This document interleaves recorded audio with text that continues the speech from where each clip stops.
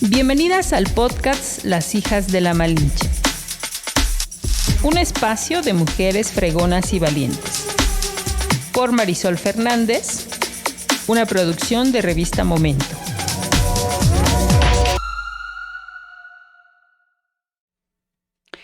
Hola, ¿cómo están? Pues muchísimas gracias. Nos encontramos una vez más grabando un podcast más en Las Hijas de la Malinche. Y bueno, pues yo antes de empezar quiero mencionarles que regreso después de un breve, pues, ausencia, porque así estaba como ya pensado y bueno, pues les comparto un poquito que tuve que irme a hacer una cirugía, pero estoy de regreso y les comento esto porque si de pronto mi voz no es un poco la misma o de pronto me cuesta un poquito hablar, pues les pido paciencia, por favor. Estoy tratando de regresar a algo que me encanta, que es hablar con mujeres, y sin duda este espacio siempre me llena de mucha alegría saber de todas las mujeres que nos visitan, y hoy no es la excepción. La verdad es que estoy muy agradecida por conocer a esa gran mujer, y siempre pues yo trato de pedirles información para saber qué hacen, a qué se dedican y por qué las estamos invitando, que también eso es importante. Siempre hay un motivo por qué estén con nosotros. Y tengo tanta información que justo estaba pensando cómo empezar. Y les voy a leer algo que nosotros les preguntamos, como para conocerlas, como para saber qué hacen, a qué se dedican. Y me gustaría leerles, porque hay una pregunta que nosotros hacemos. Menciona tus actividades más importantes durante los últimos 10 años. Y yo quiero leerles lo que ella responde. Y dice: sobreviviente de violencia de pareja, creadora y organizadora del Festival Feminista para Niñas, Las Sonrisas de Belén do Pará, uno de los proyectos ganadores de la convocatoria Perspectiva de Género 2021, de la Secretaría de Cultura de Puebla, creación de la niña títere Belén do Pará, que no sé si lo pronuncie bien, pero ahorita ya me corregirá. Tiene una larga y profunda historia este personaje, creación de las historias feministas Al ras de suelo, propuesta del video Vuelen las niñas y cachitos de conocimientos, promoción de derechos de niñas y mujeres en escuelas dentro del Día Naranja, coordinadora del curso de verano virtual Pemex a nivel nacional, haciendo la inclusión una obra de arte y diversión. Esto fue lo que nos dio por respuesta la gran mujer que hoy tengo, y de verdad que para mí es un placer tener y recibir a Vanessa Alejandra Juárez Pizano.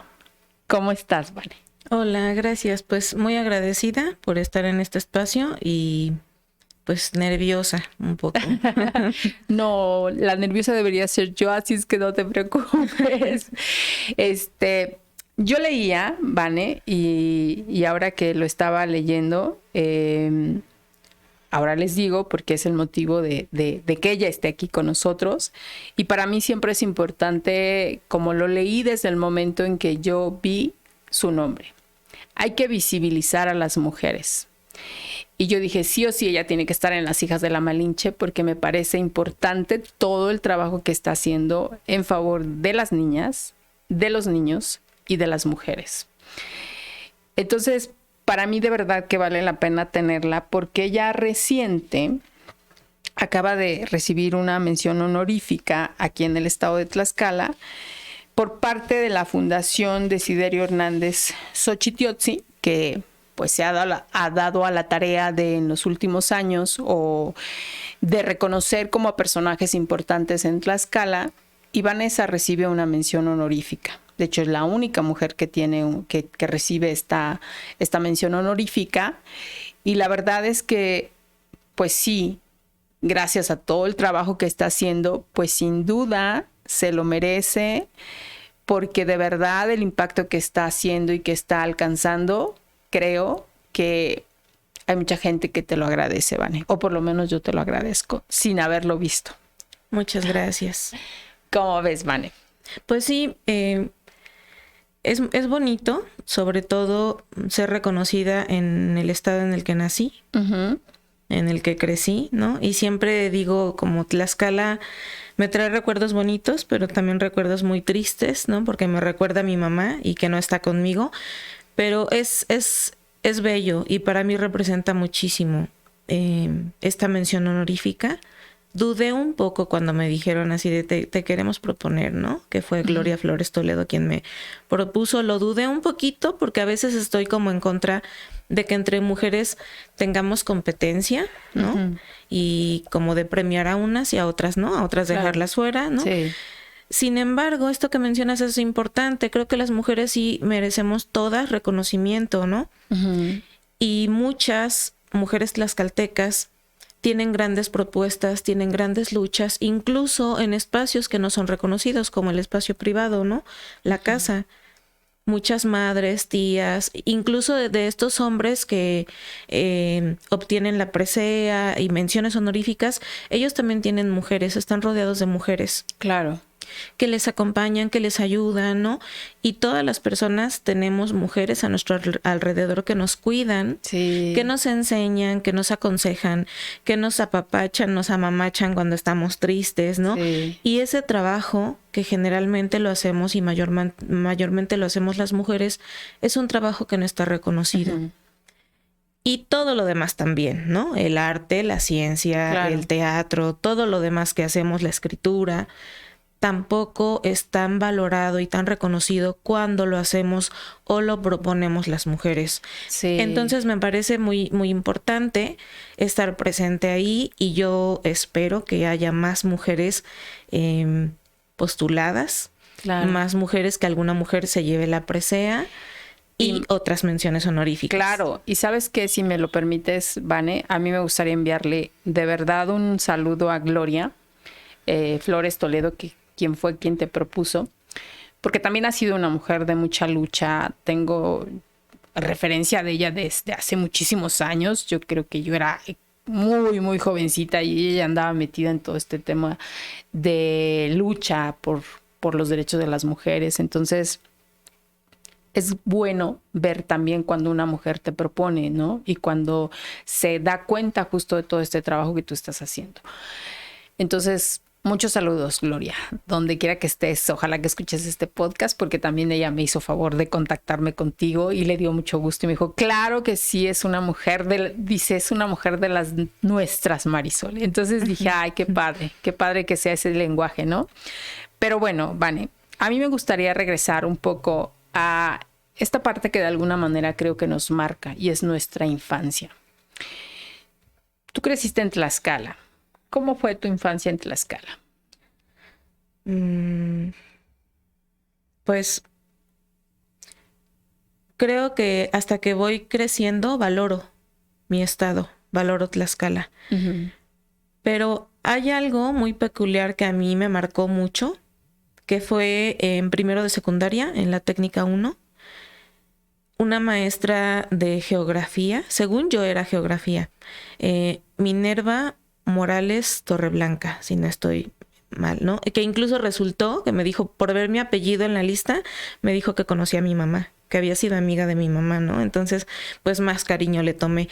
Pero una profesora muy profesional, muy comprometida con su trabajo, y ella en una ocasión, yo recuerdo que nos habló de Tlaxcala y nos dijo, a las personas de Tlaxcala nos consideran traidores. Y entonces a partir de ahí, pues como para mí fue muy raro, ¿no? Porque yo nunca había salido de Tlaxcala. A mí no me sonaba eso que estaba diciendo ella. Y a partir de ahí empezó a explicarnos el por qué no éramos traidores, ¿no? Nos enseñó, nos dijo en aquel momento no era la República Mexicana, ¿no? Cada quien tenía su cultura y su organización propia. Pero además, pues los tlaxcaltecas éramos como la gente rechazada, ¿no? Y que incluso, pues por ser rebeldes, y que incluso cuando querían entrenar a sus soldados, venían al territorio, ¿no? De madrugada para entrenarse, ¿no? Entonces nos decía, bueno, pues éramos enemigos casi de todas las otras culturas, ¿no? Entonces no hay traición cuando alguien no es tu amigo y cuando no hay una nación como lo que ahora es la República Mexicana. Y yo no sé por qué, pero eso se me quedó muy grabado. Y tiempo después, cuando salí a otros estados, me di cuenta que lo que ella decía era verdad. La gente decía que éramos traidores, ¿no? Y otras personas no reconocían Tlaxcala, no sabían que existía, ¿no? Alguna vez trabajé en México y aún teniendo un mapa de la República Mexicana, porque era el área de tráfico, de logística, estando el mapa ahí me decían, es que Tlaxcala es Puebla, ¿no? Y yo no, yo tomaba el mapa y les enseñaba, aquí está en el mapa, o sea, ve. Entonces, bueno, pues esa fue una de las cosas que a mí me marcó mucho en la niñez. También, digamos, en el aspecto social, siento que sí fue una niñez difícil, ¿no? Tengo parálisis facial desde los 3 años a causa de un accidente automovilístico donde murió mi mamá. Un accidente que fue muy, muy sonado en Tlaxcala, porque muchas personas murieron en ese accidente. Sí, y bueno, ya saben, ¿no? Que aquí en Tlaxcala es muy típico que alguien te ve y por tu carita o por el apellido te dice, tú eres de la familia, conozco a tu abuelo, ¿no? Así. Ya. Entonces, sí era bonito un poco de pronto, por ejemplo, cuando me titulé en negocios internacionales, fue Sandino, que no recuerdo más de esa persona, solo Sandino, fue en representación del rector, ¿no? Él nos estaba entregando los títulos. Y cuando yo paso y le doy la mano, me dice, tu mamá hubiera estado muy orgullosa de ti. Y entonces yo me quedé así como, ¿y tú quién eres? O porque mencionas a mi mamá, ¿no? Y al final de la ceremonia me acerqué y le dije, ¿usted conocía a mi mamá? Me dijo, es que mi papá murió en el accidente donde tu mamá murió. Y mi hermano estudió Derecho también en la Autónoma de Tlaxcala y también me contaba eso, ¿no? O sea, mi prima también estudió Derecho en la Autónoma de Tlaxcala y me decían, el licenciado Azol, que no lo conozco, no tengo el gusto, pero sí escuchaba mucho de él, porque era un maestro muy famoso ahí en Derecho, muy exigente, dicen. Y me decían, Azol me preguntó por ti y yo, ¿y quién es Azol? ¿No? Entonces todo eso tenía que ver con el accidente. Ok, sí. Bueno, y por lo tanto eras un referente del accidente porque pues eras una sobreviviente, ¿no? Sí, y muchas personas, o sea, no solo yo, como varias personas que perdieron algún familiar, y hubo también personas de los almacenes Santa Cruz, que creo que ya no existen, ¿verdad? Que también sobrevivieron, ¿no? Entonces eran como conexiones que teníamos entre algunas personas de Tlaxcala. Ok. Y que sabíamos, pues que compartíamos, digamos, esa tristeza o esa tragedia de aquí, ¿no? Claro, sí. Y bueno, pues esto se relaciona con mi niñez, porque me preguntaste por mi niñez. Sí. Y vaya que te marcó, por Dios. Sí. O sea, sin duda, el que hayas perdido a tu mamá pues muy pequeñitita, híjole. Sí, y también ver fotos, por ejemplo, de mi mamá conmigo en el parque, ¿no? Y pasar por el parque y saber que pues que no pudimos estar juntas. Claro. Sí, o sea, por eso para mí Tlaxcala es como... sí, o sea, venir aquí me la recuerda, ¿no? Claro, sí, pues es que, híjole, o sea, digo, nuestras madres son... No sé, digo, obviamente ahora que somos madres, ¿no? Sí. Lo puedes entender y sabes perfectamente cuál es esta relación, ¿no? De ser mamá y de decir lo que me falta o lo que me va a faltar en algún momento, ¿no? Y porque ves a otras mamás también, ¿no? Claro. O sea, ves cómo son con sus hijas, con sus hijos y no sé, bueno, ahí en el tema de la maternidad tal vez sería profundizar más, ¿no? Y cuestionarnos si es algo social, una construcción social o no. Sin embargo, bueno, sí, a mí sí me sigue doliendo, ¿no? Claro, seguro. Y bueno, pues la otra parte que me marcó, pues es la parálisis facial que tengo a raíz de ese accidente, ¿no? Claro. Y que desde ese momento a mi papá, los doctores le dijeron, no hay nada que hacer, ¿no? O sea, esto es algo irreversible. Claro. digamos, sí podemos hacer una operación, ¿no? Pero pues hace muchos años era como diferente la ciencia. Sí, sí, sí. Y en esa cirugía podemos dañar otras cosas, ¿no? Uh-huh. Es como muy riesgoso. Y entonces él dijo no. Aunque sí anduvo él intentando como otras alternativas, claro, ¿no? Sí, pero sí, para mí, estar en muchos hospitales, porque sí estuve en muchos hospitales, ¿no? Tratando como de encontrar algo para la parálisis facial, y porque también del accidente vinieron otras cuestiones como un tumor en el oído izquierdo, ¿no? Cuestiones así.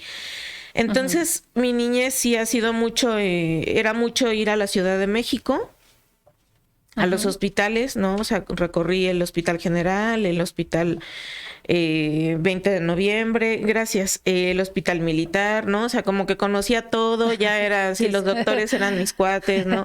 Hacía amigas en los procesos donde me operaban, que yo sentía que eran muy largos, no sé por qué, pero yo sentía que pasaba meses en el hospital. Oh. O sea, yo hacía vida ahí en el hospital, ¿no? Recuerdo, hay partes bonitas, ¿no? Esto que hacerte amiga de la vecina de cama, ¿no? Sí. Porque eran cuartos grandes y entonces, y luego era bien bonito también porque esas amigas también eran de otros estados. Y entonces cuando nos daban de alta, no, pues adiós, ¿no? No es como ahora que el WhatsApp y todo más cercano, ¿no? Sí, sí, sí. Y entonces esas niñas cuando regresaban a consulta me dejaban una carta con el doctor porque teníamos el mismo otorrinolaringólogo, ¿no? Y entonces... ¡Ay, qué padre sí. experiencia!, ¿no? Y entonces yo leía la carta y en ese momento, porque como me agarraban en curva, no sabía que me había dejado una carta a mi amiga, entonces yo le escribía otra en ese momento y se la dejaba al doctor, ¿no? Y entonces el doctor era cartero, también la hacía de cartero. Y también en los hospitales de México había algunas, pues no sé si hacían su servicio social o qué, ¿no? Pero de pronto nos decían... del desayuno que les lleven o de la cena o de la comida, nos daban juguitos de manzana en cajita, y nos decían guarden las cajitas porque vamos a hacer una manualidad, ¿no? Y entonces algunas tardes nos llevaban al área pues lúdica. Donde exactamente, ¿no? Y ahí hacíamos manualidades y todo, entonces... Pero pues también en los hospitales hay una parte muy dolorosa, ¿no? Que son las cirugías, que te quiten los puntos, que te pongan suero y que no te encuentren la vena y te piquen 16 veces, que te bañen en la cama, un montón de cosas, ¿no? Sí, sí, sí. Por eso a mí me cuesta mucho trabajo también entrar a los hospitales, ¿no? El simple olor de los hospitales me acelera el corazón y empiezo a sentir miedo y yo así de, pero no, solo vienes a donar sangre, cálmate, ¿no? No vamos a hacer nada, ¿no? O sea, sí, sí, sí. Pero es algo que siento. Y bueno, también este paso por los hospitales también tiene que ver, y la muerte de mi mamá en el accidente, con una ingesta de sosa cáustica que yo tuve, no sé exactamente si al año o a los 2 años de edad, pues fue un accidente. Los accidentes pasan, ¿no? Y sobre todo con chamacas inquietas como yo. Pues sí, la tomé por accidente, se me quemó el esófago. Me tuvieron que poner una sonda en la boca del estómago. Cuando yo era pequeña, me tenían que llevar a México constantemente para hacerme dilataciones. Me metían una sonda por la boca y me la sacaban por la boca del estómago, ¿no? Y digamos como que la hacían así como para abrir el esófago, ¿no? Y supongo que esa sonda cada vez iba siendo más gruesa para lograr abrir más el esófago. Y pues la otra parte de la sonda que yo tenía aquí, adentro tenía un globito. Ese globito se ponchaba si yo comía cosas con sal, cosas con limón, cosas frías, cosas calientes, y es lo único que recuerdo, ¿no? Entonces, pues sí era como una tortura porque se me antojaban las papas y no podía. Sí. Las galletas saladitas tampoco. El helado tampoco. Eso era lo que más recuerdo que se me antojaba, sí, ¿no? Y el limón. Sí. Y había veces que mi prima Margarita, es mi prima hermana, pero yo siempre le digo tía, ¿no? Cuando mi mamá murió, mi mamá muere porque precisamente estos viajes a México eran constantes para hacer esta dilatación. Ah, ok. Y a veces viajaba conmigo mi papá y a veces viajaba mi mamá. Entonces, pues en esta ocasión, cuando tuvimos el accidente, el 12 de abril de 1985, iba mi mamá conmigo. Y después de eso, mi prima hermana, Margarita Alvarado Juárez, decide dejar de estudiar medicina. Ella estaba estudiando medicina, decide dejarlo para venirse a vivir con mi hermano, que tenía 9 meses, y conmigo, para cuidarnos. Wow. Y entonces lo que yo recuerdo es que a veces se me antojaba el helado y le decía, es que quiero helado. Y me decía, bueno, pero ya sabes lo que viene después. ¿Aún así quieres helado? Sí. Porque cuando se tronaba ese globito de la sonda, tenían que sacarla así como fuera en ese momento, era sacarla y colocar otra, ¿no? Y ese sacarla y colocar otro era muy doloroso. Oh. Entonces, bueno, pues, y afortunadamente como a los 6, 7 años, bueno, ya mi esófago estaba bien, entonces pues ya cerraron la herida, ¿no? Pude comer ahora sí ya un poquito más de todo, aunque con cuidado porque el esófago pues no queda del todo bien, creo que está un poco como estrecho, ¿no? Y a veces se me atoraron algunas cosas al comer. Pero pues lo que sí quedó permanente fue la parálisis facial, y a raíz de eso vienen pues burlas, ¿no? Preguntas, rechazo, y pues digamos que esa es como parte de mi historia. Y en el aspecto tal vez como geográfico de Tlaxcala, pues me gusta mucho que siempre me pareció un espacio muy seguro, ¿no? Siempre podíamos ir al mercado sin problema, irme solita a la escuela y regresarme, ¿no? Y subir las escalinatas corriendo porque ya era tarde. Mojarnos en las escalinatas ya cuando le pusieron agua, ¿no? Sí. Creo que eso era lo bonito, y como conocer a algunas personas, como a muchas personas, a las de las tienditas o las de tu recorrido. Claro. O encontrarte, por ejemplo, esto, ¿no? Con una maestra en la secundaria que fue amiga de tu mamá. Sí. Eso era muy bonito. Sí, por eso es que además Tlaxcala es muy chiquito y creo que también mucha gente se conoce perfectamente, ¿no? Entonces, esta cercanía de pronto de que yo conocí a tu mamá y de pronto salió, yo también la conocí, pues es esta parte que creo durante muchos años sí se dio en Tlaxcala. Digo, ahora ha crecido un poco más, sí, ¿no? Pero sí es como esta particularidad que creo mucha gente habla así de Tlaxcala, ¿no? Oye, Vane, dame oportunidad solamente de hacer unas menciones y que me las pase porque ya se me cayeron. Pero antes, de verdad que es un placer tenerte, Vane. Gracias. Y es un placer también saber que te encanta el pulque. Sí. Y que justo es la bebida que tienes para que puedas ir tomando. Porque, pues, parte de lo que nosotros también buscamos es que ustedes se sientan cómodas y que estén contentas y que lo que nos pidan de tomar, pues aquí lo vamos a tener para dárselos, ¿no? Sí, me sorprendieron. Bueno. Ay, qué bueno, Vane. Pues salud con pulque. Salud. Ok, pues miren, vamos a mencionar a nuestros patrocinadores. Gracias, perdonen. Pero bueno, Suculenta, que se encuentra en calle Lira y Ortega, número 70, en Tlaxcala Centro. Son una cantina 100% familiar donde tú puedes pedir la bebida y ellos ponen la botana siempre muy mexicana.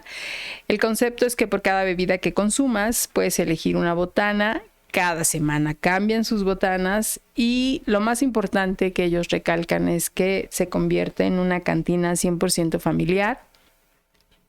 Así que bueno, pues ahí está. Suculenta, muchas gracias. Y ProEdge, que es un suero hidratante, repara y humecta la piel de forma instantánea, hidrata a profundidad, rellena y reduce las líneas de expresión al usarlo diariamente. Su fórmula estratégicamente es para brindarte todos los beneficios en un mismo producto. Así que pueden seguirlos en Facebook e Instagram como @proedge_skincare, donde encontrarás los puntos de venta. Y también Belip Studio, que es un espacio dedicado a resaltar la belleza de la mujer, contando con servicios como ceja HD, microblading, faciales, alaciado japonés, depilación con hilo, cera española, maquillaje de ocasión, cursos de automaquillaje. Ellos se encuentran en el Boulevard Emilio Sánchez Piedras, número 111, en Colonia Centro, aquí en Apizaco. Su número de contacto es 241-223-7426. Sus redes sociales las pueden también seguir como Belip Estudio. Bueno, Vane. Pero a mí quisiera ahora preguntarte, esta parte cuando dices, tengo esta referencia de Tlaxcala, ¿en qué momento decides no estar ya en Tlaxcala? A los 15 años. Ok, ¿te vas porque...? Porque no me gustaban algunas cosas que estaban pasando en mi casa. Okay. En específico con quien fue mi madrastra. Ok. ¿Y tienes, o sea, es fácil tomar una decisión y sabes cuál es tu segunda posibilidad de decir me voy? Digo, porque yo creo que en algún momento todos pensamos y decir, pues ya me voy, ¿no? Pero ¿a dónde te vas o con quién te vas? ¿Fue fácil tomar esa decisión para ti? Yo a veces cuando hablan de las historias de las princesas de Disney, les digo, bueno, ahorita ya no, ¿verdad? Ahorita ya hay más historias, ¿no? Pero claro. Creo que a las niñas de mi generación, primero era lo único que había, ¿no? Lo que teníamos, y Candy, ¿no? Sí, pero era nuestra única referencia. Que ¿no? Candy también es huérfana. Sí. Y siempre les digo, creo que a las mujeres nos gustan esas historias, bueno, a las niñas nos gustaban esas historias porque muchas sí nos identificábamos con ellas. Y en mi caso, pues parecería, o sea, quisiera decir que no fue así, pero la historia de la Cenicienta, por ejemplo, me representa. Sí soy, como dijera la chaviza ahora. Sí soy. Okay. Pues no fue fácil, pero yo sabía que era necesario. Y otra vez estuvo ahí Margarita, ¿no? Mi tía. Yo le digo tía, es mi prima hermana, pero por la diferencia de edades siempre le he dicho tía. Ok. Y entonces hablé con ella y le dije, ¿sabes qué? Ya no puedo. Ya no puedo y aquí va a pasar algo muy malo si no me voy, si no tomo distancia, ¿no? Y entonces, pues no sé cómo la convencí, no sé cómo me aceptó y ella habló con mi papá. Y me fui a vivir con ella a Puebla. Ahí estudié la prepa, 3 años estuve allá en Puebla. Y después, en ese tiempo, mi papá se divorcia de esta fulana, de esta señora, y yo decido regresar como para retomar mi relación con mi papá y con mi hermano, ¿no? Y entonces es como regreso a la universidad y estudié negocios internacionales aquí en la Universidad Autónoma de Tlaxcala. Después, estando en la universidad, conozco a alguien que me dice, oye, ¿por qué no? Yo conozco a alguien en Guadalajara que te puede hacer una cirugía reconstructiva en la cara, que no sé qué, que no sé cuánto. Y pues sí, en ese momento yo todavía estaba como deseosa, ¿no? El tema de la belleza es un tema que nos pega muchísimo a las mujeres. Sí. A los hombres, no sé, no soy hombre, no puedo hablar por los hombres, pero a las mujeres sí. Sí, bastante. El rostro y todo el cuerpo. Todo, ¿no? todo. El cabello, sí. El color de piel, todo sí. nos pega muchísimo, sí. ¿no? Y en mí, pues, en el rostro sí es algo muy visible. Claro. Y dije, bueno, va. Y entonces, no conforme ya con toda la historia que traía con los hospitales, ¿no? Otra vez en la universidad, ahí voy a Guadalajara, ¿no? Con todo el expertise que tomaste. Sí, pues sí, al momento se me olvidaba así de, sí vamos, sí. Ya estando en quirófano era así de, ay, no, ¿por qué otra vez? Ay, sí. Así que además después de salir de las cirugías, no sé en otros casos, pero a mí me deprimía muchísimo, muchísimo. Y luego mirarme al espejo con las cicatrices en el rostro y los puntos y yo supongo que la anestesia algo tiene que te bajonea muchísimo, ¿no? Y entonces, pues me gustó mucho Guadalajara. Y dije, yo quiero venirme a vivir acá cuando termine de estudiar y a trabajar. Y entonces conté con el apoyo de Laura Mora Oropesa, que decíamos hace ratito, en Tlaxcala todos nos conocemos, ¿no? La familia de ella de Tlaxcala. Una de sus hijas se casó con, bueno, una hermana de Laura se casó con el hermano de mi mamá. Y entonces por eso ellos me conocían a mí. Okay. Coincidió que ella estaba viviendo en Guadalajara. Ella me acompañó en esta, porque me aventé así solita a irme la primera vez al hospital de Guadalajara, ¿no? No lo hagan, por favor, nunca. Yo no sé qué pensaba en ese momento, que Guadalajara era igual que Tlaxcala, no sé, no. Los taxis carísimos, nadie sabía nada, la distancia muy grande, ¿no? Entonces esa primera vez que me fui a Guadalajara a la consulta sí me fui sola. Pero ya después, pues ella se puso en contacto conmigo y la verdad es que también me cobijó muy bonito, ¿no? Me acompañó, estuvo conmigo cuando me operaron. Y entonces cuando le dije, oye, me gusta y me gustaría venirme a vivir aquí para trabajar. Ah, pues sí, adelante, ¿no? No me fue muy bien, ¿no? Viví discriminación también, incluso por ser huérfana de madre. Sí, me hicieron una empresa de outsourcing, pues pasé todas las pruebas, ¿no? Y al final me dijeron, ¿sabes qué? Está entre otra chica y tú. Pero sinceramente la empresa que las va a contratar es una empresa muy conservadora. Y yo creo que el lugar se lo van a dar a la otra chica porque tú no creciste con tu mamá. Pues eres de otro estado y, o sea, eres como muy libre, muy aventurera y desde allá te estás viniendo hasta acá. La otra chica pues es hija de familia, es más tranquila, más recatada, entonces así, eso fue lo que me dijeron y esa fue el último contacto que tuve. Efectivamente después de eso ya no me llamaron, ¿no? Entonces no me fue bien en Guadalajara y me ofrecieron trabajo. Esta misma persona, Laura, su hermano, tiene una empresa de productos de limpieza aquí en Tlaxcala, muy importante ya desde hace muchos años. Y pues yo creo que como veían que yo no encontraba, me dijeron, oye, pues te proponemos, ¿no? Vamos a abrir una sucursal en Puebla y pues, ¿qué te parece si tú nos ayudas? Que no sé qué. Y pues entonces así regresó a Puebla. Y en Puebla, trabajando ahí, conozco a quien es el papá de mi hija, de mi hijo, con quien ya no estoy, por cuestiones de violencia. Y pues después de eso empezamos a vivir en San Pablo del Monte, Tlaxcala, y poco a poco visito por acá, pero pues sí reconozco que hay cosas dolorosas. Seguro. Y eso obviamente se puede reflejar también en el trabajo que haces, Vane, porque yo creo que también es cuando vives o tienes una experiencia, la tomas y dices, ¿qué hago con todo esto? ¿No? ¿Cómo me muevo? ¿Hacia dónde me dirijo? ¿O cómo canalizo todo esto que yo estoy viviendo? Porque sí se presenta una violencia de manera constante, ¿no? De una u otra manera es violencia, ¿no?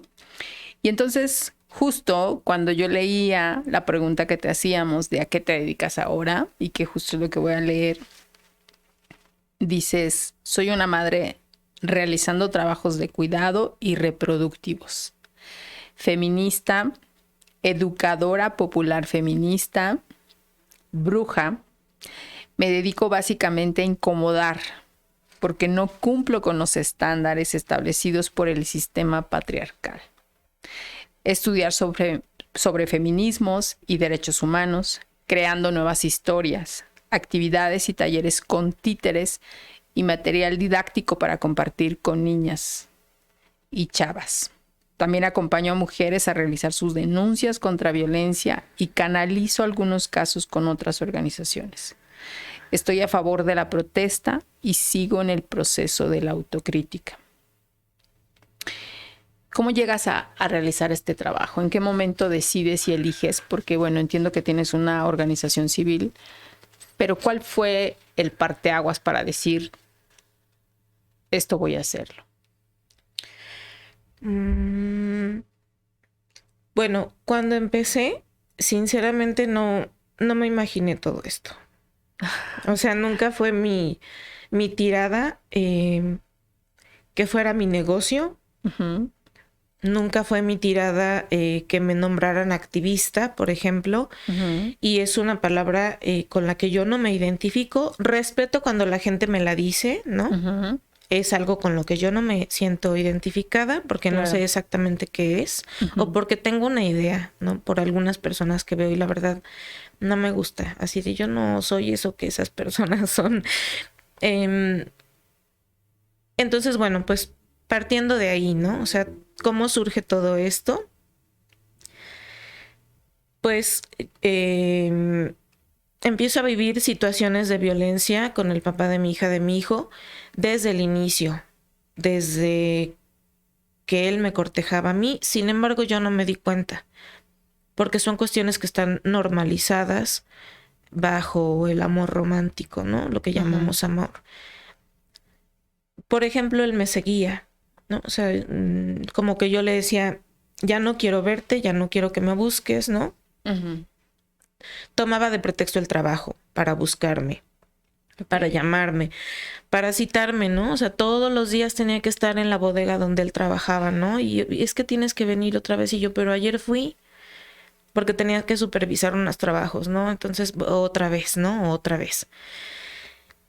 Y de pronto, pues eso, me seguía hasta donde yo vivía, ¿no? Y yo no, o sea, de pronto sentía la mirada y veía el carro detrás de la combi siguiéndome, y aunque yo me bajaba en otro lugar, no sé cómo le hacía él, pero yo empezaba a correr y de pronto él ya estaba corriendo detrás de mí, ¿no? Y esas cuestiones en su momento a mí no me daban miedo. O sea, sí me sorprendían. Claro. ¿No? Pero no era miedo. Y poco a poco empecé a pensar que yo le interesaba mucho. Claro. Sí, le importo. Claro, sí, y era constante en buscarme, que yo le decía, no, ya no quiero, ¿no? Una vez siendo, pues, novios, lo que se dice novios, lo había invitado a una boda de una amiga mía, después terminé con él, le dije no y ya no quiero que vayas, pues llegó, porque ya sabía dónde era, ¿no? ¿Por qué no? Sí. Entonces llegó con una rosa. Y a mí se me hizo tarde para ir a la misa y entonces mi amiga me habló, ¿no? Y me dijo, es que aquí está con una rosa, que no sé qué. Y entonces otra vez, ¿no? Me conmovió así de, ay, con una rosa y vino, ya, claro. Pues es que le importo, ¿no? Me quiere. Pero bueno, ya pues estuve con él durante 8 años, me parece. 8 más otro de noviazgo que tuvimos. Y durante todo ese tiempo hubo diferentes tipos de violencia. Cuando la relación ya estaba avanzada, bueno, antes de eso, digamos como muy pronto, yo me caso con él en 2007 y en 2009 él intenta estrangularme, ¿no? En ese momento, cuando él lo hizo, yo pues primero sentí así como, no sé si les ha pasado en algún momento, pero sentí que era un sueño, que no era realidad lo que estaba sucediendo, ¿no? O sea, no lo podía creer. Sin embargo, sí me asusté un poco, pero a la persona que le llamé y que le dije, oye, está pasando esto, esa persona me dijo así de, pues tranquila, ¿no? O sea, en alguien tiene que caber la cordura, y yo, pero ¿y si me golpea y me muero? No, entonces yo creo que eso y que mi hijo estaba siendo cuidado por la mamá de él en un departamento, pues me impidió irme en ese momento físicamente, ¿no?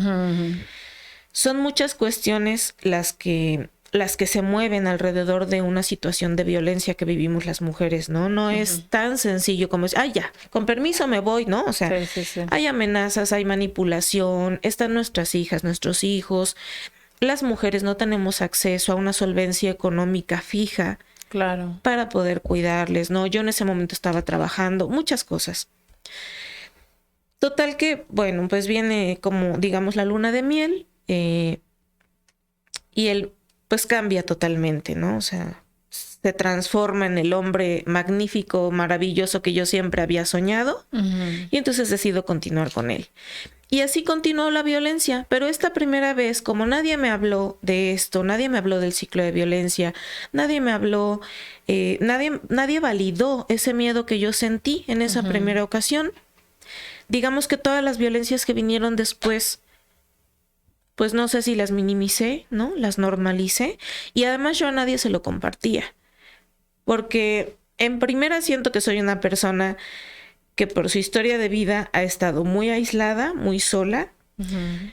Y en segundo yo decía, ¿para qué les cuento si sigo con él? ¿No? ¿Para qué me quejo sin aquí estoy con él, ¿no? O sea, y ahora tengo 2 hijos, ya no 1, sino 2 hijos, ¿no? Sí. Que por cierto, una vez que fui a denunciar, la mujer que me estaba tomando la declaración, se burló de mí por eso y dijo así de, ¿y si la trataba mal desde el principio? ¿Para qué tuvo otro hijo con él? Y el abogado que me acompañaba, que según era mi abogado, se rió y le dijo, pues sí, ¿verdad?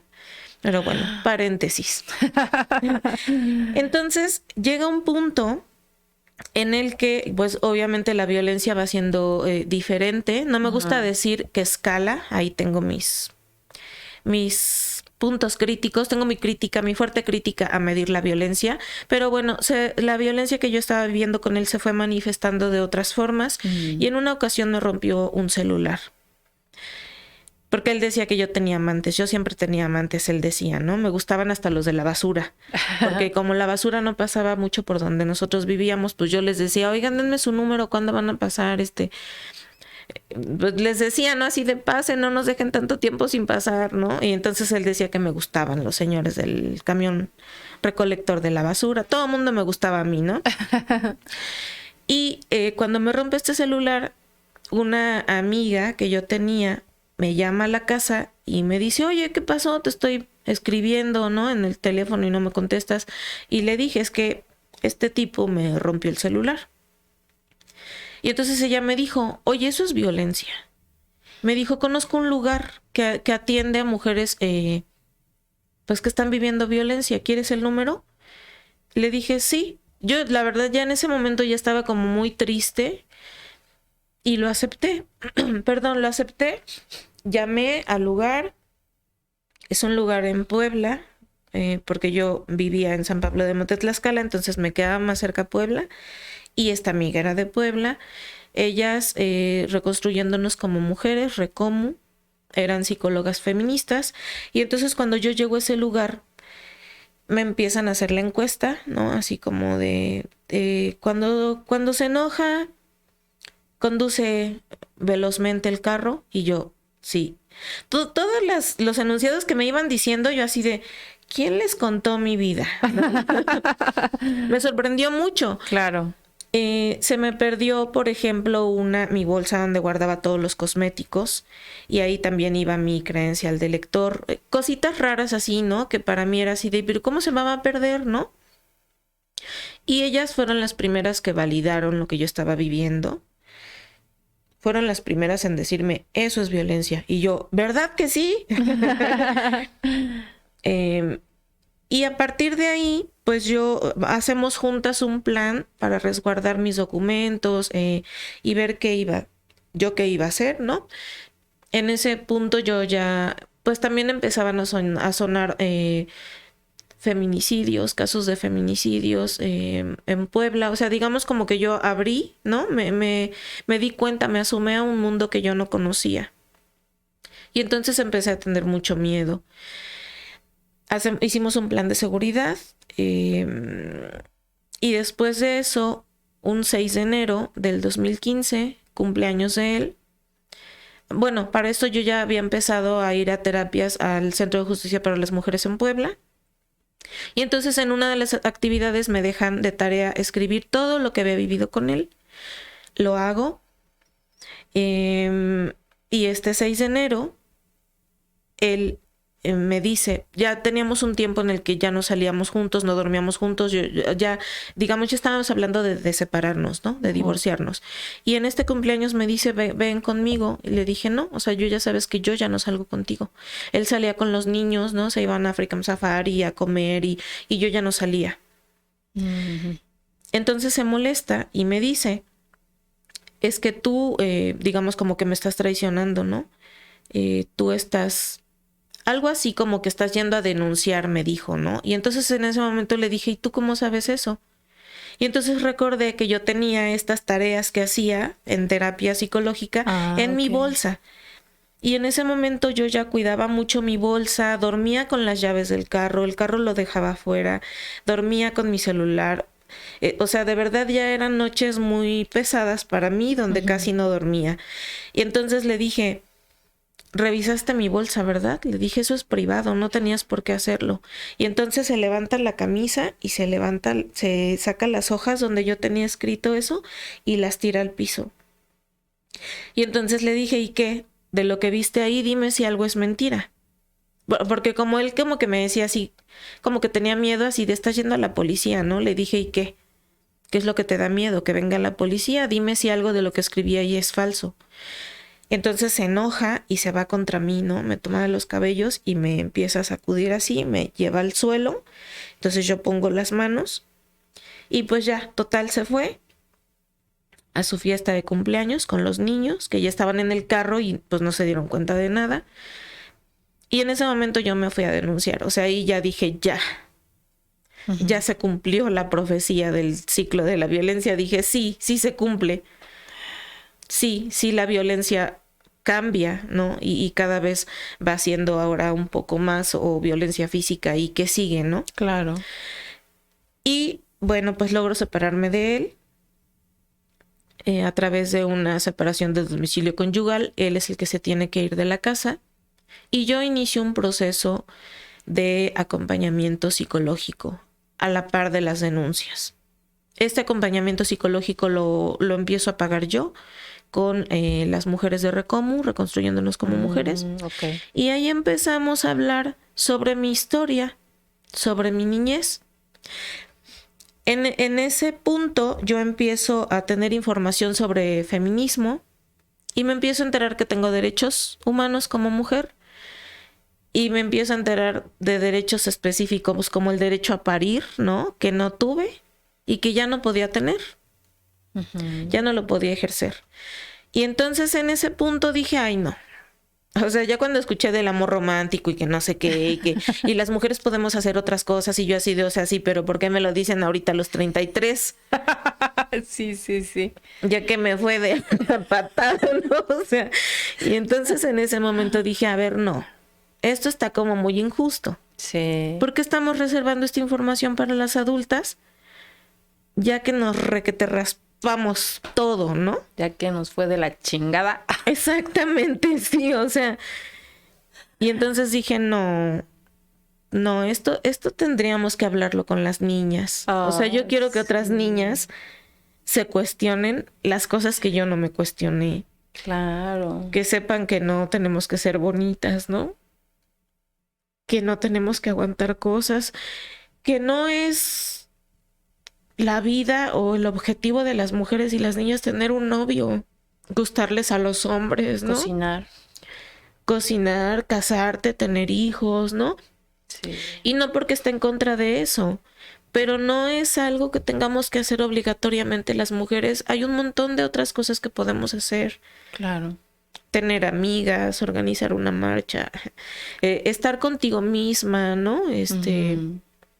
Hay muchos otros poderes que las niñas y las mujeres tenemos y que no nos enseñan a valorarlos, a descubrirlos, reconocerlos y nutrirlos, ¿no? Y entonces así surge el Festival Feminista para Niñas, Las Sonrisas de Belém do Pará.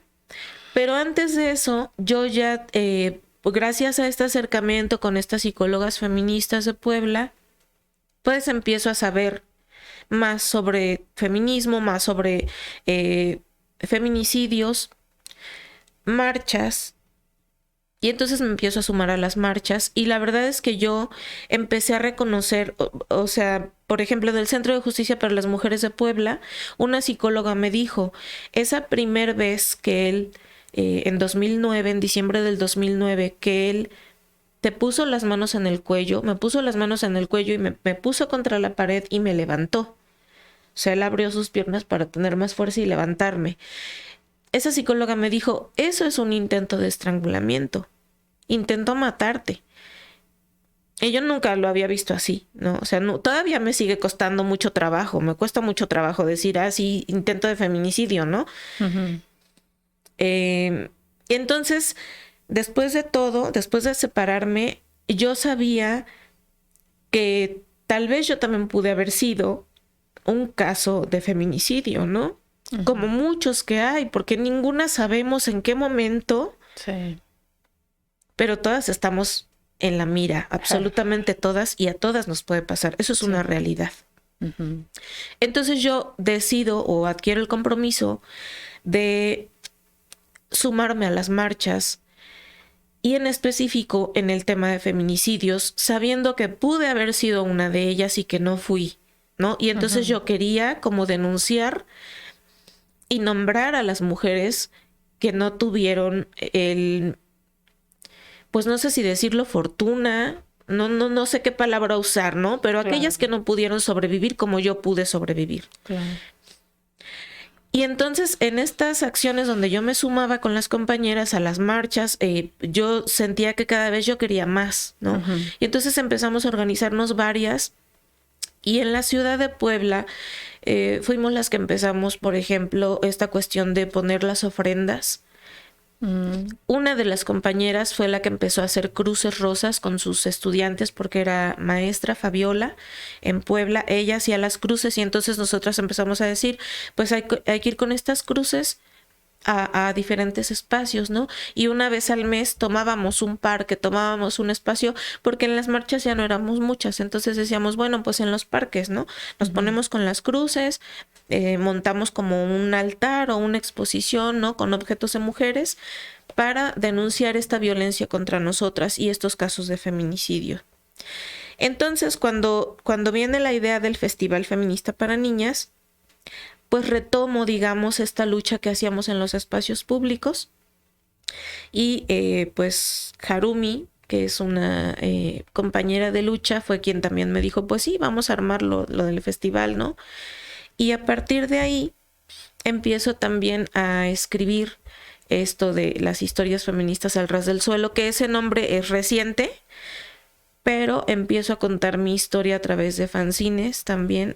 Gabriela González, que es una compañera de Puebla también que pues hace trabajo con fanzines. Ella es la que me enseña a hacerlos. Empiezo a escribir y mi tirada ya era como compartirle a las niñas mi historia de vida, que existen diferentes formas de ser niña, que existimos diferentes niñas, diferentes mujeres, sí, y juntas irnos cuestionando desde pequeñas todas estas imposiciones sociales que nos lastiman, que no nos acomodan a muchas, ¿no? Uh-huh. Que no nos permiten ser libres. Así es. Y pues bueno, pues todo este chorotote es para decirte que de ahí surge todo lo demás. Qué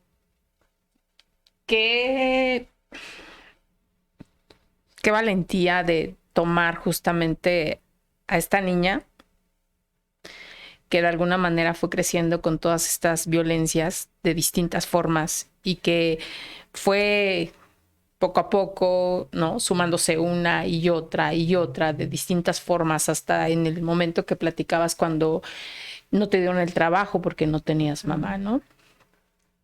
Y decides pues trabajar en ello porque, como tú decías, ya pasaron cuántos años y esto yo nunca lo supe y nunca lo sabía. Y parece mentira, ¿no? Que hoy en día hay muchas mujeres igual que no lo saben, que no tienen ni la más mínima idea de dónde pedir ayuda, de dónde, o si la piden también van y les dicen o les responden como te respondieron a ti. Y eso lo acabamos de confirmar justamente en el trabajo que tenemos de la edición especial de mujeres, donde nos decía una de las que entrevistamos y decía, yo fui con el juez y me dijo, pues algo le habrás hecho al señor, por eso te pegó. Uh-huh. Entonces, ese tipo de cuestionamientos que hacen, porque primero ponen en tela de juicio lo que tú estás diciendo, ¿no? No te creen. Entonces, todo este trabajo y que de verdad me parece que es un trabajo muy loable el que ahora estés trabajando con las niñas, porque efectivamente tú y yo estamos aquí sentadas en otras circunstancias, pero las niñas que vienen, que no tienen esta información y que de alguna manera les puedes tú dar estas herramientas para que ellas puedan cambiar su entorno, porque como tú decías, todas las niñas somos diferentes. Recién platicaba con una amiga y ella me decía, Marisol, a mí no me gustaba cocinar. Y mi mamá me ponía a cocinar. Yo no quería cocinar. Y yo soñaba yo dije, algún día yo voy a pagar un restaurante para que me sirvan, porque yo no quiero cocinar. Y efectivamente, pero bueno, habemos otras que de alguna manera, por lo que tú gustes y mandes, te decían, tienes que aprender, ¿no? Y bueno, pues lo aprendías. Pero no es algo que tampoco disfrutemos muchas, ¿no? A mí me gustaría preguntarte, ¿cuál ha sido tu experiencia? Porque como te lo dije antes de empezar el podcast, 1 hora no nos va a ser suficiente para conocerte y para conocer todas las historias por las cuales tú sigues trabajando con con esta difusión, y que específicamente lo has visto como este gran mercado, por decirlo así, de las niñas, ¿no? ¿Qué te has encontrado? Pues muchas sorpresas. Como te decía, nunca lo diseñé y nunca lo vi como un negocio, ¿no? Como algo por lo que me buscaran en algunos espacios, ¿no? Como Pemex, por ejemplo, como Secretaría de Cultura. He tenido la oportunidad de estar en las escuelas también gracias a las compañeras que me invitan. Y en específico con las niñas, lo que me encuentro, pues es que, bueno, niñas y chavas, ¿no?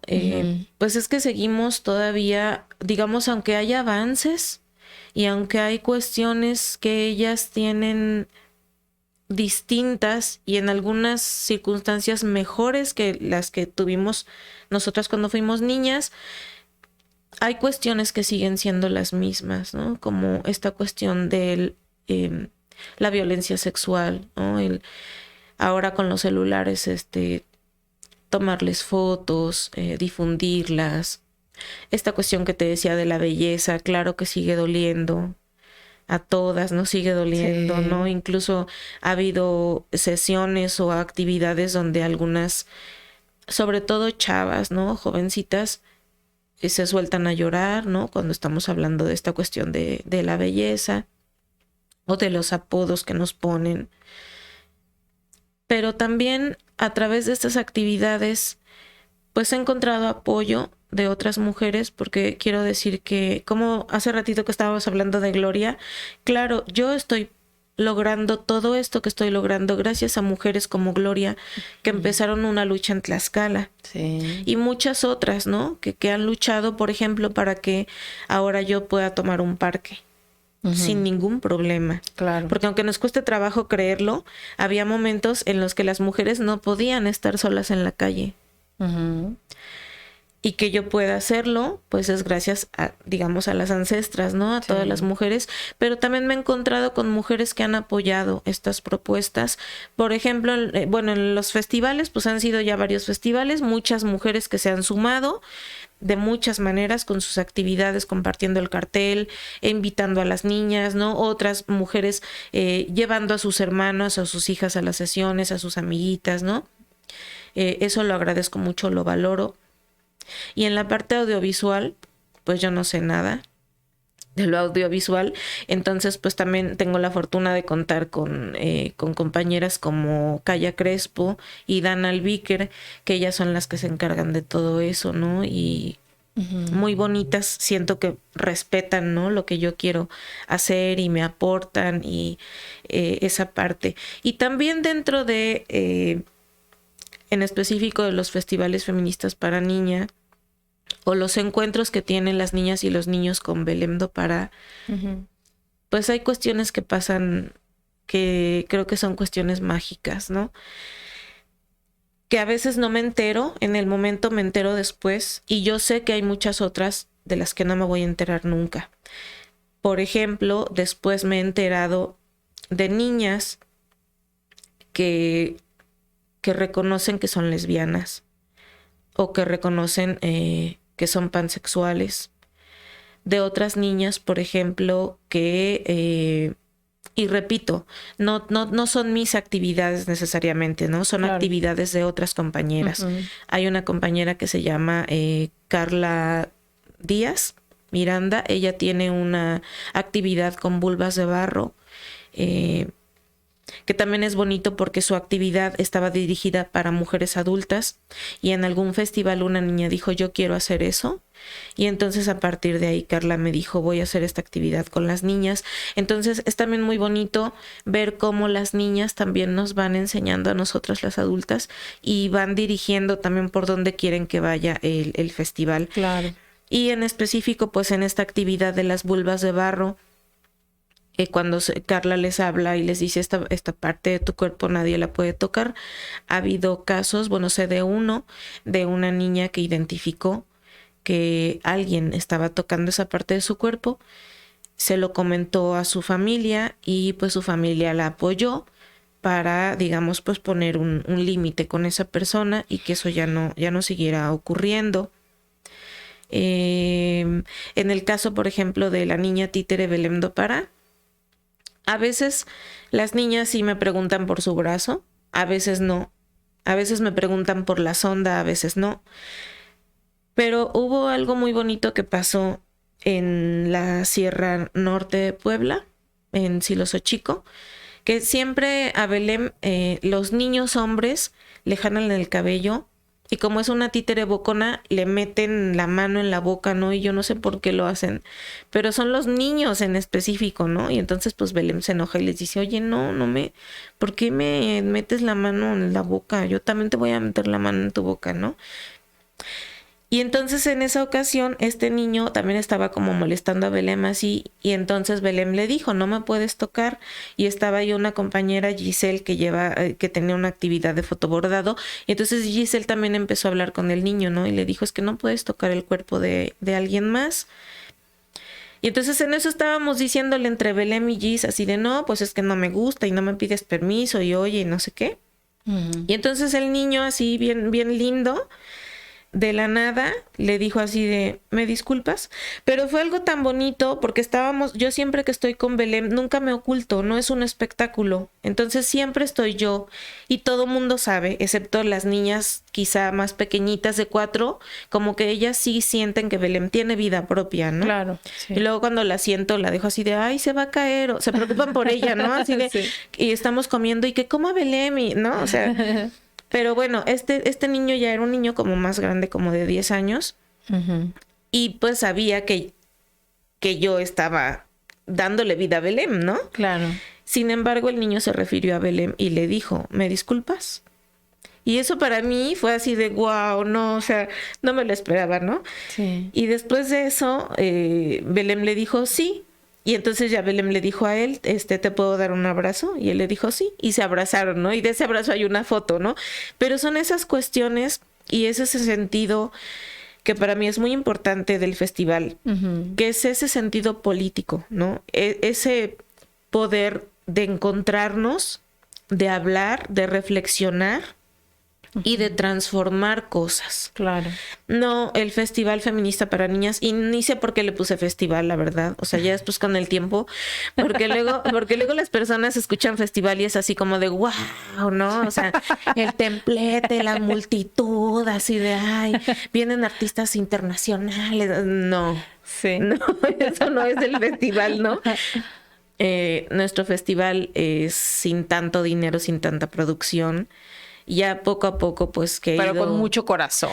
Sí tiene otra línea y uh-huh. me siento muy orgullosa y ahora que lo veo y ahora que he ido estudiando más sobre feminismos, que me inclino por el feminismo descolonial, aunque me falta mucho saber, uh-huh. me doy cuenta que el festival siempre ha sido eso, feminismo descolonial, ¿no? Porque no cumplimos... pues no contamos con el capital económico y no cumplimos con los estándares de estética impuestos por el arte, impuestos por la sociedad, impuestos por la colonia e impuestos por la academia, ¿no? No cumplimos con nada de eso y espero siempre tenerlo presente porque sí estoy tratando de entrar a una maestría en estudios de género, ¿no? Pero afortunadamente tengo una maestra que también es súper chida y también en esta onda, ¿no? De cuestionarlo todo y muy libre.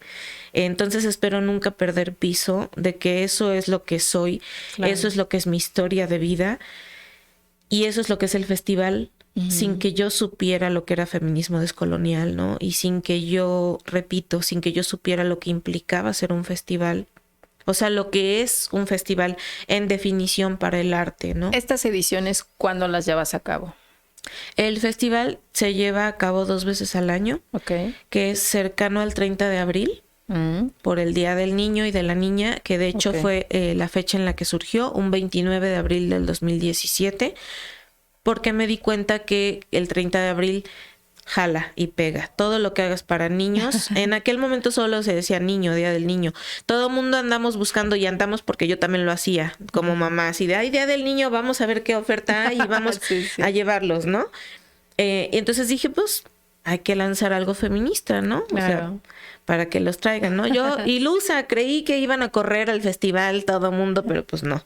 Y la otra fecha es el 11 de octubre, cercano al 11 de octubre, porque es el Día Internacional de las Niñas.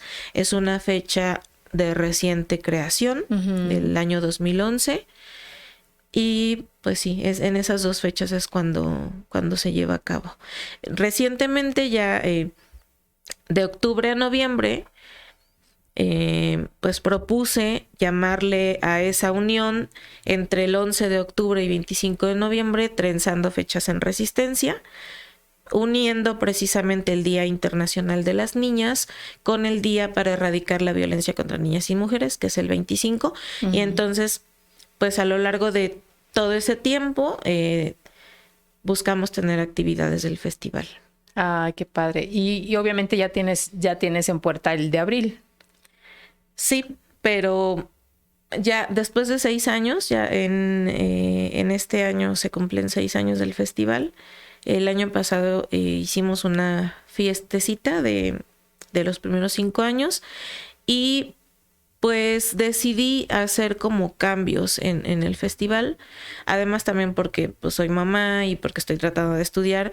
Entonces para este abril estoy tratando de hacer propuestas ahora sí nada más yo, porque no voy a poder como coordinar como algo más grande, ¿no? Quizá para octubre sí, en octubre estoy buscando, hemos coincidido con otras compañeras de Veracruz, entonces pues para octubre, noviembre tal vez sí pueda planearlo más, porque ahorita ya para abril ya está como todo encima. Claro. Y ya no creo poder como hacer algo más grande. Muy bien. Pues mira, yo creo, de entrada, muchas felicidades, Vane, por todo ese trabajo que lograste conjuntar, como tú dices, sin saberlo, pero mira lo que la vida te ha permitido trabajar y veo con toda este entusiasmo con el que trabajas. Entonces, a mí me gustaría que en nuestro próximo podcast, porque vamos a tener un segundo podcast, pues pudiera venir justamente esta niña de la que nos hablas y que pudiera ella hablar ahora en carne propia de todo esto que vive y de todo esto que se encuentra y que nos platicaras un poco más de ella. Obviamente el tiempo ya se nos agotó, pero les voy a pedir a mis compañeritos que nos den un tiempo para que podamos hacer como nuestra última sesión de cartas que hacemos con las mujeres que nos visitan. Entonces yo te voy a pedir que tomes alguna de las 3 de las cartas que tú quieras, me las pases y podamos seguir conociéndote un poco más de nuestras preguntas, Vane. Yo creo que estas por desordenadas. La que tú quieras, pero la que tú quieras. Una nada más. Sí, la que tú quieras. ¿De donde yo quiera? De donde tú quieras. Esta. Ok. Bueno. Dice, ¿qué defectos en los demás toleras mucho y cuáles no? Ay, me es más fácil decirlos que no. Ah, bueno. No, las personas que son lentas, las mentiras, y un poco como la flojera. Sí. Ok, otra más, Vane. Pásame otra pregunta. La que tú quieras, de donde tú decidas. Ok. Dice, ¿has hecho algo que otros pensarían que nunca podrías hacer?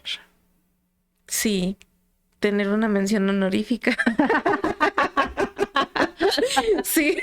Sí, yo creo que nunca lo pensaron, ¿verdad? Sí. Muy bien. Otra más, Vane. A ver, esta. Ok.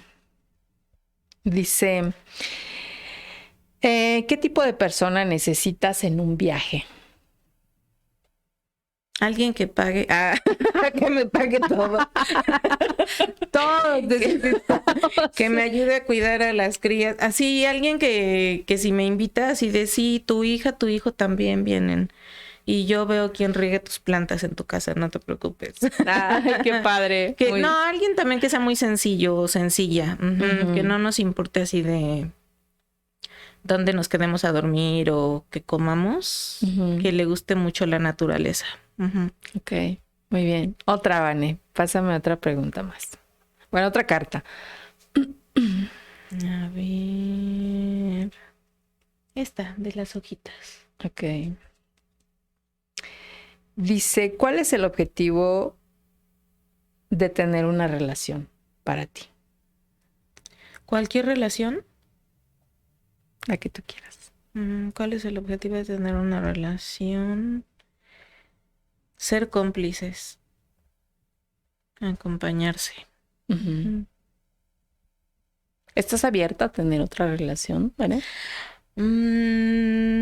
Pues fíjate que ya ahorita me estoy como cuestionando, me he cuestionado ya muchas cosas, me he cuestionado mi heterosexualidad, ¿sabes? Así como dices, creo que no soy heterosexual. Y a las pruebas me remito. Ajá, o sea, esa parte me estoy cuestionando. Y ahora fíjate que sí, ahora me salta más preguntarme por qué no he tenido tantas parejas y por qué no tengo parejas, ¿no? Como que en un punto descubrí que soy litesexual.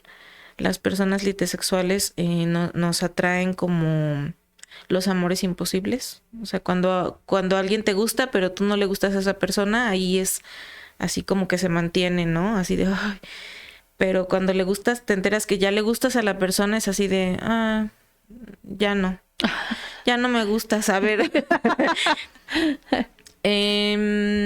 Sí, y últimamente sí me he cuestionado si esta única relación, porque la verdad sí fue la única relación que me permití, donde me permití confiar, porque cuando yo estaba en la universidad y en la prepa, siento que era muy exigente con las personas con las que o sea, no exigente, pero en cualquier momento donde había algo que ya no me gustaba, era así de, no, sabes que ya terminamos, ¿no? Y no había vuelta atrás, ¿no? O sea, no tenía relaciones tan largas. Era de 1 mes a 3 meses. Eso es lo que duraban mis relaciones, todas. Y fueron poquitas. Y pues con esta persona lo que fue diferente es que tuve hijos. Eso fue lo diferente. Claro. Pero sí me he cuestionado últimamente si será esta relación, o sea, esta situación de violencia que viví, la que me impide tener una nueva relación de pareja, porque si antes no toleraba algunas cosas, pues ahora menos, ¿no? Claro. Y pues hablando del tema de los hombres, es muy difícil encontrar a un hombre o conocer a un hombre que se esté cuestionando estas violencias, ¿no? Que acepte una crítica. Y en el caso de tener una relación de pareja con una mujer, pues no se me ha dado, ¿no? No. Siento yo que sería más fácil, que sería más bonito, pero creo que también me da miedo como descubrir que ahí también hay violencias, ¿no? Entre las dos, y decepcionarme un poco de las mujeres. Creo que me sería más doloroso, porque en mi historia de vida quienes me han apoyado más han sido siempre mujeres. Entonces, sí, con algunas mujeres también tengo pues como pleitillos, ¿no? O rechazo, con muchas, con la que fue mi madrastra para empezar y con otras, pero no quisiera también como decepcionarme o dolerme en una relación de pareja con una mujer. Entonces, pues creo que sí es difícil. Sí, creo que sí estoy un poco cerrada al... al tema de pareja, porque también la maternidad y como que encontré otra forma, ¿sabes? O sea, encontré otra forma de ser sumamente plena, que es esto, ¿no? O sea, los títeres y las historias, y cuidar mis plantas, por ejemplo, y leer libros y estudiar. La verdad es que tengo muchos libros pendientes por leer, una tesis pendiente por hacer. Saludos a Gabriela González Ortuño, que a lo mejor me ve y va a decir, en vez de estar mandándome su tarea de los avances de la tesis, ya se fue a platicar. Pero creo que en este momento de mi vida no podría tener una relación de pareja porque no la tomaría a la ligera, ¿no? O sea, cuando decida tener una relación de pareja, me voy a comprometer con todo y creo que es estar también para la persona cuando la persona te necesite. Claro. Y en este momento no puedo. En este momento a veces ya siento que ni siquiera estoy pudiendo acompañar a Renata, mi hija, y a Héctor, mi hijo, como para meterme en una relación de pareja. Y además es complicado cuando tienes, en mi caso, que ya tuve un intento de pareja, mi hija y mi hijo se pusieron súper celosos. Entonces, pues no sé, no es por ahora una prioridad. Ok, muy bien, Vane. Pues la verdad es que para mí ha sido un placer tenerte aquí en Las Hijas de la Malinche. En este mes en el que se ha volcado también a ser un mes de las mujeres y que se hacen muchas actividades y que de pronto también mucha gente se enoja porque salen a las calles el 8 de marzo. Por esto salen a las calles. Claro, por esto y mucho que no conté. Claro, y exactamente. Mucho que tienen que contar un montón de mujeres de las que no sabemos y cosas inimaginables. Sí, exactamente. Entonces, a eso iba, Vane, porque también yo he escuchado muchos comentarios de que de pronto la gente se molesta, de pronto la gente habla y está bien, dice y está bien, pero creo que también hay esta otra parte en la que a veces no conocemos cuál es la historia que hay detrás de una mujer y cuál es la historia que también, afortunadamente, la pueden contar, porque hay muchas que no tienen esta posibilidad de contar y de hablar. Entonces, muchísimas gracias, ha sido un placer conocerte, Vane. De verdad estoy sumamente complacida por conocerte y por conocer a mujeres que están comprometidas por las infancias, que para mí eso también es sumamente fundamental. Y a mí en esta despedida, Vane, me gustaría decirte o pedirte, ¿qué le dirías tú a esa Vane que está chiquita, que no se imaginó vivir todo esto que ha vivido? ¿Qué le dirías?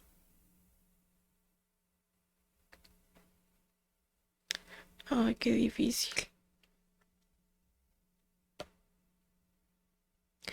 Pues creo que le diría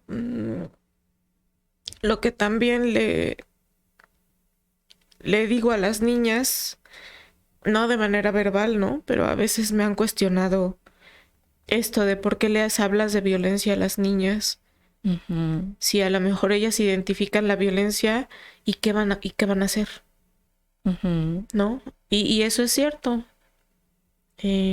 Cuando eres niña a veces no puedes salir de la violencia que estás viviendo. Si no podemos salir de adultas, sí, menos siendo niñas. Y creo que lo que me diría es no me parece justo lo que estás viviendo, ¿no? O sea, no es justo, me duele, pero vas a crecer y vas a poder decidir otras cosas. Y hay mujeres adultas que sin conocerte están luchando para que cuando tú crezcas puedas liberarte y puedas ser plena.